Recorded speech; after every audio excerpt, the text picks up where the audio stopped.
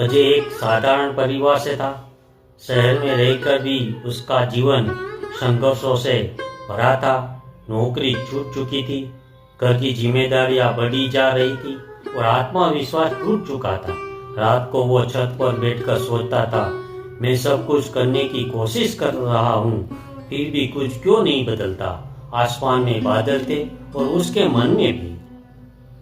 एक सुबह अजय बिना किसी योजना के पास के पुराने मंदिर के ओर चल पड़ा।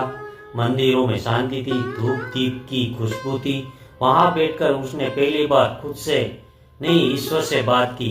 उसने कहा, मुझे चमत्कार नहीं चाहिए, बस सही रास्ता दिखा दीजिए। उसी रात अजय ने सपना देखा। सपने में कोई आकृति नहीं थी, केवल तेज प्रकाश और एक स्पष्ट अनुभूति थी। डर मत, तू अकेला नहीं है। नींद खुलती तो दिल शांत था। पहली बार उसे भरोसा हुआ कि कोई उसके साथ है। अजय ने तय किया कि वह खाली बैठकर किस्मत को दोष नहीं देगा।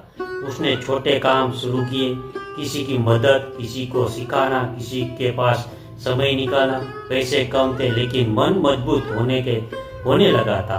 अब वो हार से नहीं, सीख से डरता था।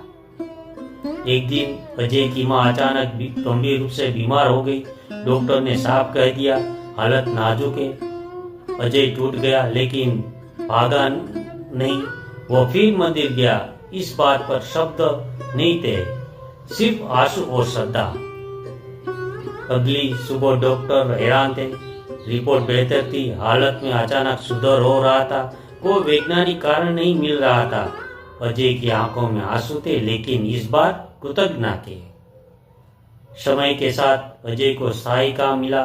जिन लोगों की उसने मदद की थी वही उसके सहायक बने। जीवन सामान्य होने लगा। लेकिन अजय अब वैसा नहीं रहा। उसका विश्वास अब डर से नहीं, अनुभव से आया था। अजय समझ चुका था, चमत्कार आसान से नहीं गिरते, वे कर्म, धैर्य और आस्था से जन्म लेते।